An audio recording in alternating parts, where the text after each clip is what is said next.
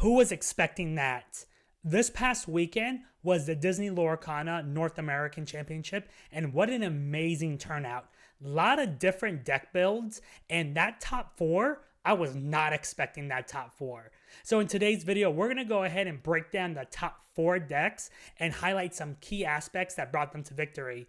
And I have a special guest to help me do so. So let's go ahead and jump right into it. I'm joined by my buddy Damien over here. Before we kind of jump into it, just kind of congratulate him.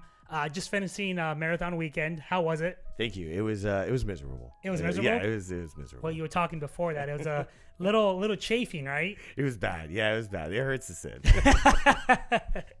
Well, I'm glad you're able to kind of be here and kind of hang out, So let's kind of just dive right into it. So Sweet deal. Did you have a chance to watch any of the coverage yet? I didn't. Be completely honest with you. I didn't get to see any of the matches or any of the decks anybody was playing. But I heard it was a lot of fun. Okay. No, yeah.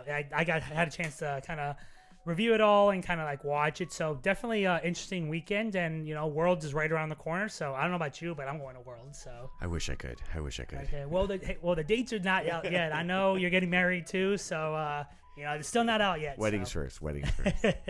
So let's take a look at this first deck. So the first one we have up here is it's Patrick Coates. I think that's how you pronounce his last name. He was running an Amethyst Steel deck. Very interesting to kind of see at the top four, to be honest with you, with more than half of the participants running red-blue that we've seen in this time around. What are your thoughts on this? I mean, yeah, we've seen this deck so much. I just saw it in the European. Yeah. It kills. A lot of people are using the white rose now, which I guess, yeah, like it does the exact same thing as a goat. It gives you that 3 strength, 3 willpower, and it gives you that lure as soon as you put it down. So it's nice to cross the finish line with. Well, watching Patrick this weekend, I mean, I was very surprised by this deck, and I think a lot of us were surprised that this deck was going to make it into the top four. It's running those genies, the genies being just a heavy hitter this time around. I know Amethyst was it. Well, I wouldn't say with Amethyst, but with Genie coming into the meta, it's just really replacing those rabbits. As you can see on his deck list, there's not really any rabbits that are actually played. So I think he replaced them with the Genies. But I think it's a great tech into this build here. No rabbits and 12 1-drops. That's a lot of 1-drop. I mean, you're killing the board very quick. Well, you're running either aggro or you're going mid-range, right? So, like, you have your Elsos that are coming into play, and then you're also running your Bells, especially with moving that damage control. But I think what really takes it away is those Genies and the Calhouns. The Calhouns, I wanted to talk about that as well, because Calhouns just came out in set 6, and it's such a killer in this deck. Yeah, no, I love Calhoun. I use Calhoun. Yeah, you're running what? You're running purple red, right? Purple red, yeah. Purple red, all right. Well, I'm still on my green steel. I'm running green blue as well, trying to test out a couple of things. Set championships is right around the corner as well, so I'm trying to put something together to spice it up a little bit. But something, before we kind of move on to our next list, is the dock. The dock, I did not think that was going to be one of the most frequent cards used, especially in a steel deck build. Super crucial when it comes to even card draw. And that's what I was gonna say too. The card draw is phenomenal in this deck. I know we have, like I said, the Genie replaced the rabbit, so you're not really drawing as much as you would like. You have the friends on the other side, but I mean the dock is what's really coming in handy. And we watched it. I seen it this whole weekend. When you have a chance to watch the recap, you see Patrick use the docks come in handy, pulling some of these cards that he needs to finish out the games. And I mean, when you have Strength or the Raging Fire, so I'm seeing that now, you have 12 1-drops. You put 5 1-drops and you sing Strength. You're doing so much damage. Oh, yeah. It's not even funny. Yeah, that's a good song to have. Oh, yeah, great. And I kind of mentioned it previously, but when the bell comes down.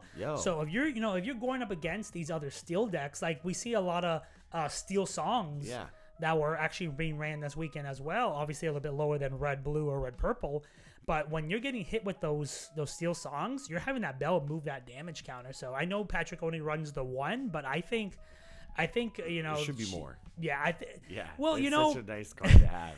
I would have liked to run more. You know, maybe At just, least two. At least two. I would say at least two. Yeah, at least of two. course, because she's a good late game. Yeah, even you know, against so- resist. Exactly. Resist can't stop it. It's So, but That's I think, yeah, I think Patrick did a great job on that. But the next deck, I'm super excited to kind of talk about. You know, I love running Emerald Steel, and I can't there better wait be to. a John Silver in there.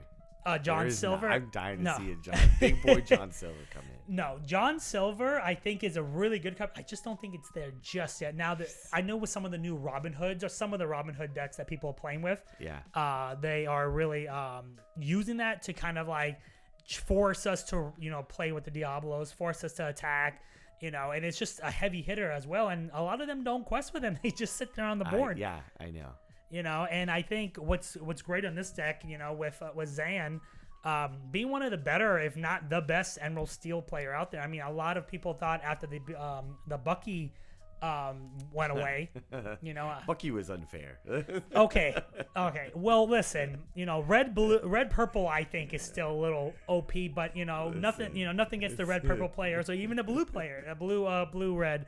But Emerald Steel, I love this tech right here. It's a good discard, very good, you know, control, really good tempo as well. I think every card in this deck really works with each other. Very surprising to see. No bend in my will? Come on. No fun.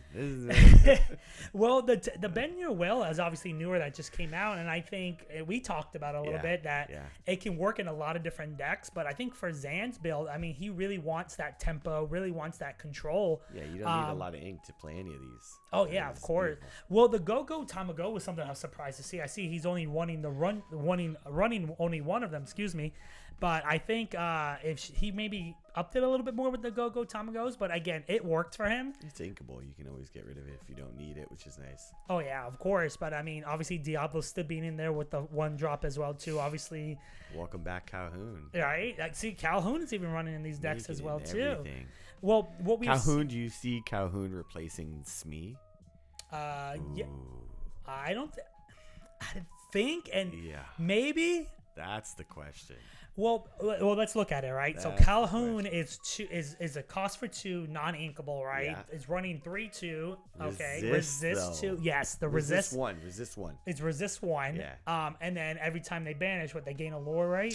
Every time they banish a character in a challenge, they gain 2 lore. They gain 2 lore. Yeah. So That's fantastic. it's, you know, I think it's possible to see the Smees pushed out in the next couple of sets. You know, now obviously Smees still being run in a lot of these steel decks. Yeah. But I think Calhoun is becoming an all-time favorite, to be honest with you.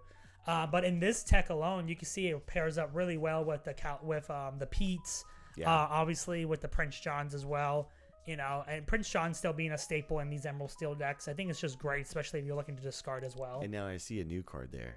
Oh, You want to talk about that one? Oh yeah, so it's I'm still here. Do you use this? Have you dabbled in it? I haven't used It's Still Me yet. Now, just a little bit about this, you know, and for anybody who's not familiar with this deck out. So I'm still here. It gives your character +2 resist. Okay.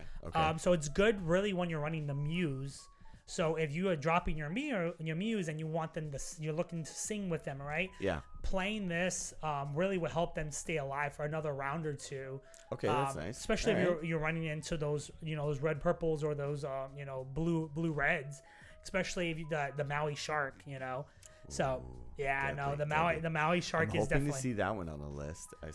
Oh yes, when it came out, I was like, yeah. Okay, they're gonna use this somehow. Of course. Well, we still got another 2 lists to talk about, but I just want to kind of touch on this deck. I think Zan did a really great job this weekend. Again, surprising a lot of us when he won in Vegas, and then when he came in third at the North American Championships. So I'm excited to see him in Worlds. You know, hopefully he places top, but I think he's one of the best Emerald Steel players out there. Okay. And so Doc made it again into this one. Mm-hmm. Not just more card draw to Emerald Steel. Obviously, Emerald Steel very good at discarding and really putting that pressure on, you know, especially beginning to late game as well. Yeah. Or mid to late game, depending on how you're running it. How do you feel about those only three Chernobog followers instead of, Chernobog followers, Jesus. The Curse Merfolk, only 3 on this one. Usually, 4. I mean, you got to run 4. I think. Why run 3? So I think you could do a couple things, right? So in this deck alone for Zan, so obviously he's taking one of those Curse Merfolk and bringing in Go Tamago. Yeah. Just as like a late game supplement, you know. I think only running the 7 1-drops, it's a hit or miss in the beginning. So we have seen, if you're watching this weekend, you can see that he did miss, the 1-drops at least, once or twice in some of his other games. That's tough. A lot of the 1-drops make it or break it. It is. And, sometimes in Emerald Steel, and, I play Emerald Steel quite frequently. If you miss those 1-drops and you're only, having those higher cost cards in your hand, it's tough to come back, especially running against those, hyper aggros. Yeah.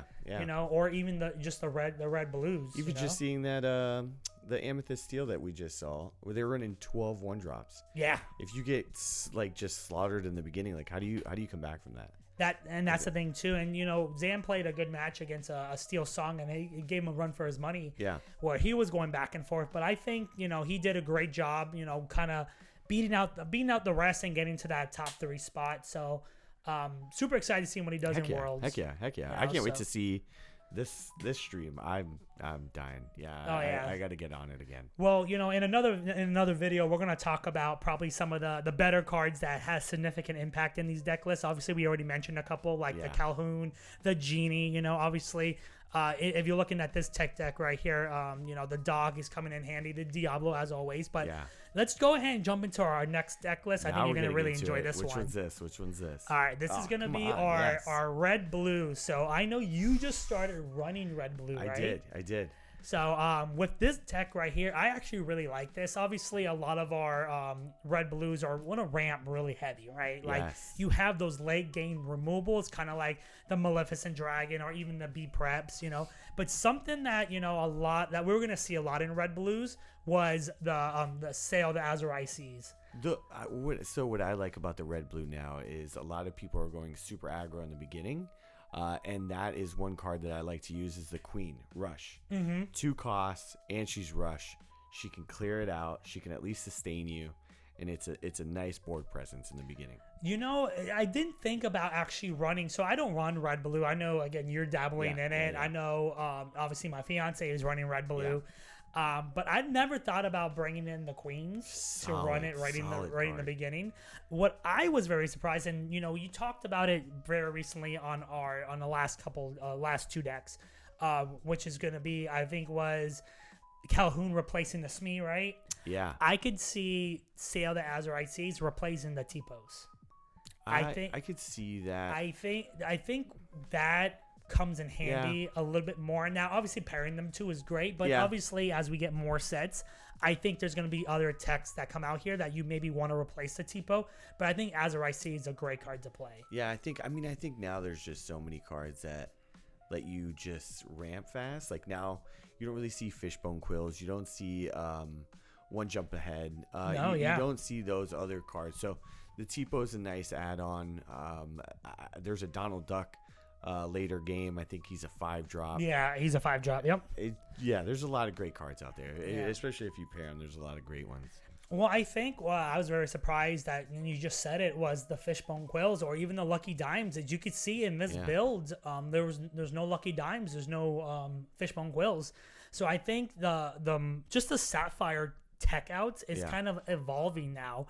That is kind of moving away from those Lucky Dimes and that. Not even one Lucky Dime. That's surprising. One thing about us too. Like, come on. That's when I was very surprised to see this deck list here. That there was running no Lucky Dimes. I mean, even just the one, because you're still running the Tamatoa. Yeah. When you hit the Tamatoa and you have all these items on board, you could definitely close out the game pretty quickly. Obviously, a lot of these red, blue, red, purple are running the Maui Sharks now, Half Shark. That is a card that we've seen that I saw all weekend. I'm excited, and they ran 4. Yeah, no, wow. I think just the sheer force and what this card can do alone, I think just puts a lot of people away, and we've seen it too. But I'm excited to see how this continues to keep evolving. Yeah. I don't really see much, like I said, of the Fishbone Quills. Maybe they'll make it back into the decks. Some people I'm like wondering, them. But you don't think so? I don't think so. I think there's just a lot of a Tipo. A Tipo is a character on the board, a presence on the board, and he does the same thing a Fishbone Quill does.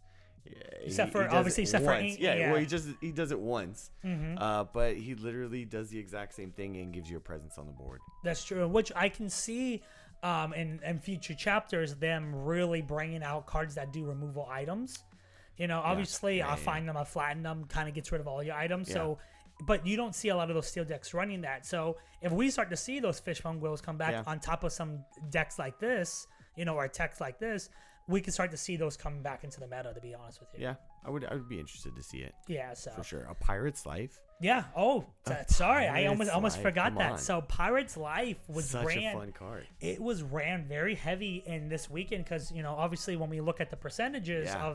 of the weekend, a lot of the players were playing. I think it was a little over 30%. They're running red blue, and a Pirate's Life was something to really help with late game. So you're playing against those hyper that's aggros, insane. Yeah. or you're playing anything against Amethyst. Goat. Or, was a Gathering Knowledge can really put you away at that late game, whether at that 18, 19 White mark. Rose. White Rose Yeah, as well too. yeah. So having a Pirate's Life. I like that. Well, I like what I saw was, And with the shark. that's what I was gonna say. With the shark bringing back a Pirate's Life, and you just keep replaying it. Yeah. So you get stuck in this crazy. full cycle Yeah. where either you need to get rid of the Maui at any way you can. And he's or- evasive though. He's You evasive. can't even- Was he 7? He's 7'5". He's yeah. very He's similar to the beast. Maleficent Dragon.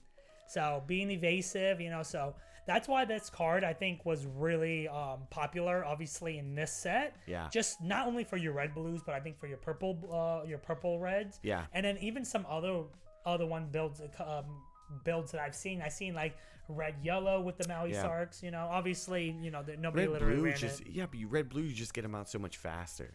You do, You yeah. 'cause ramp you're- so much faster, and you can get Exactly. them out by turn 4. So that's why, obviously red blue really taking it here Yeah. in second place. So I love that. But I love that. let's go ahead and take a look at our last deck, which obviously is going to be the King of the Kings, and that's going to be our red purple. This is so, it. This speak so, no other. So if you guys are newer into Lorcana, red purple has been a staple in the game and in the meta since the beginning, right? Yes. Like I think that was the most favorited deck to really run, and as you can see, it's still being on top of everything else. Very close games in the final match. If anybody was watching it, I know you still getting set to watch it. I still do. But is there something that you're missing in this? What do you think is missing in this? I mean, everybody has their own interpretation of red purple. Mm-hmm. I honestly don't run any more locations. Yeah, no, I think I no more don't- no locations for you. I don't do locations. No. Wow. Well, the library I think is still being a significant. It is. A you lot know? of people use it. I've grown away from them. Well, what's nice about the library and what I've seen it is that the Queen's Castle was obviously the most ran course, location yeah, I think yeah. out of set 3. Yeah.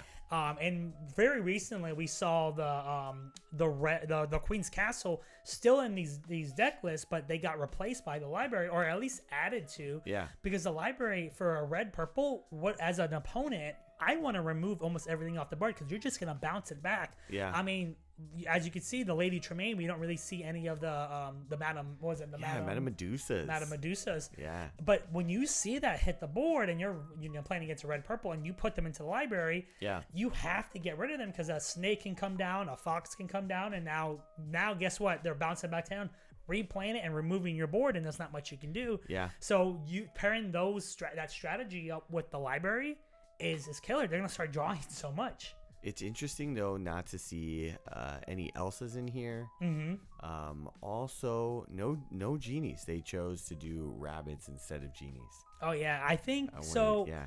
So the gentleman who ran this, he I forgot which DLC he ran, but Yeah.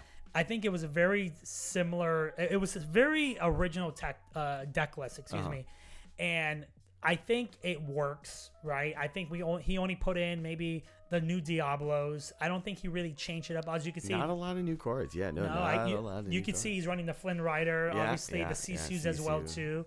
I think it's still just a very well, tempo deck. I Yeah. think if you're playing against this red purple going into late game, you definitely are going to start hitting some challenges because look what's coming out, and then you still have those B preps, which 4 B preps. B preps I was very 4 surprised. B preps. You That's know, crazy. I think the newest decks are running maybe 2. Yeah. If that. Yeah. But the 3. 4, I like 3. 3 you is like three's nice. three's That's the sweet spot. Yeah, that's the sweet spot. Well, listen, I don't know because I don't run red purple. You know, I try You to be need a little to. different, You need right? to. No, you need I to. don't know. I really like my emerald steel. You know, I'm dabbling in a discard green blue, but again, congratulations to Yes, everybody congrats, who guys, played. yes. Everybody, All the winners, exactly. first, second, third, everybody that got a win there. Congrats. Exactly. Everybody who played at the North American Champion. You know, obviously, me and Damien are excited for Worlds to come to Walt Disney World. So Hoping close to hoping to attend. You know, if maybe Damien if lands on a weekend, if not the wedding, you know, Yes, it's crossing yes, our yes, fingers. yes, You know, yes. maybe he'll be able to attend. But I'm excited to try to attend as well. And just see how the meta becomes in the next couple of sets and how we close It's this gonna be out. interesting. Definitely going to be Even interesting. how it just evolves with set 6, I still feel like there's still a lot there. I There's think still so a as lot well. there to unpack in. You know, well, that's why I was telling fun. you I was very surprised with Purple Steel. Yeah. You know, I was not expecting Purple Steel to be, but very diverse deck, like top 4, even top 8, which we can revisit in another video. Yeah. But And no just dwarf mine on that purple steel.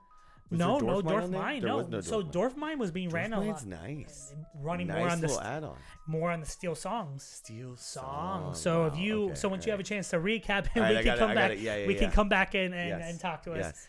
A lot of the Steel songs are switching to that. You know, either you can go aggro with Okay. the daisies, Yes. or you can obviously go tempo and go to later games I'm with the hoping to see some Rapunzels. Lilos. Lilos were Alright, in. Yep, alright, Lilos alright. were in there. So once you Lilo, watch it, when we that's- come back to this, you'll be like, "Wow, I'm very surprised at this deck Lilo's my list." girl, Leo. Exactly. No, Lilo's- That's such a fun card. Exactly. Again, just very surprised on this top 4. Top 8 has a very diverse Yeah. deck list. How Ranging. many participants in this one? Was it 140?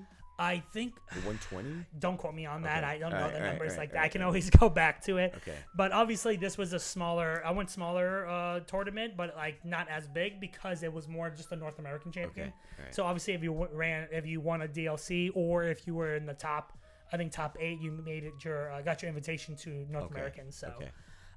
but again, congratulations to everybody who congrats, participated. guys. You know, me and Damon are excited to see how the meta changes and what we see in Worlds.